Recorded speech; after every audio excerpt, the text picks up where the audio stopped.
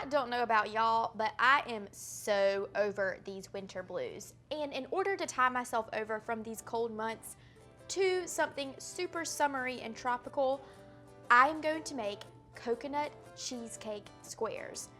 They have coconut, they have lemon, they have lime, and they taste like a tropical vacation, and that is exactly what I need right now, and I'm pretty sure you do too. You deserve a tropical vacation, so let's get one in the oven. Why don't we? To get started, we are going to mix up a gingersnap crust. So it's kind of like a graham cracker crust or a vanilla wafer crust or an Oreo crust, but we're taking it up another level because all tropical vacations should be extra bougie. It's just gingersnap cookies that have been crumbled, melted butter, and granulated sugar. Give that a little stir-a-roo, and we're looking to incorporate this until it kind of resembles coarse wet sand. Now we're going to transfer the coarse wet sand into a 9x9 square metal dish. Use your spatula, spread it out in an even layer, and then use your spatula to really pack it in there. You can also use a cup or a measuring cup to really get this good and packed. The reason that you pack this in is because whenever you cut it in, it will be a cohesive crust and it will be tight and it won't be super crumbly and fall apart on you when you cut it. Okay, now this goes into the oven at 325 until it's just set. While your crusts are baking, it's the perfect time to get your cheesecake filling mixed and ready. It takes no time at all.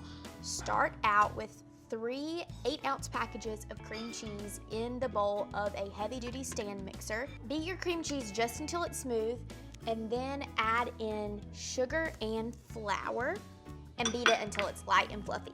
After you beat the flour and sugar in, scrape down the sides of your bowl to make sure everything gets incorporated. And then you need to crack in 3 eggs. Feel free to sample the cream cheese that gets on your fingers in the process. Quality control.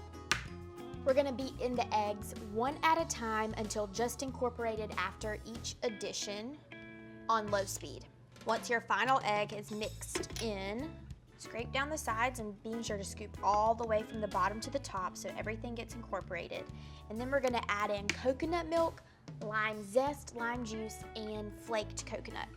When a recipe calls for zest and juice of citrus, always be sure to zest your citrus whole first, because the last thing you want to do is cut it to get the juice and then try to use your microplane to zest it. It makes it 10 times more difficult, and no one needs to make a recipe more difficult than it is. So we were talking about how much this is like a tropical vacation. So literally I'm put the lime in the coconut and stir it all up. So that's what I'm doing right here.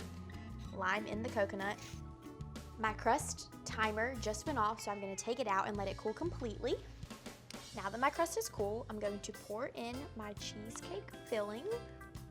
After you pour in your cheesecake filling, you can top it with some more flaked coconut.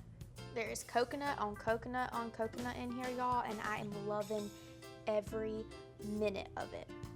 Then we go back into the oven at 325 for about 45 to 50 minutes or until the cheesecake is just set. Once your cheesecake has baked for 45 to 50 minutes until it's just set, go to your oven, turn it off, and then open the door and leave it cracked about 4 inches wide for 30 minutes and leave your cheesecake in there. It's gonna continue cooking and cooling at the same time. After your cheesecake has sat in the oven with the door open for 30 minutes, you can let it sit out at room temperature to cool completely. Once it's cooled completely, transfer it to the fridge for an hour to chill at least, or you can do it overnight if you want to, so this is a great make-ahead recipe. These coconut cheesecake squares are divine. They make me want to go to a tropical island, and honestly, I kind of feel like I am there. I am dressed for success. I have on my Toucan Sam earrings. I have coconut in my mouth. I cannot wait to try these.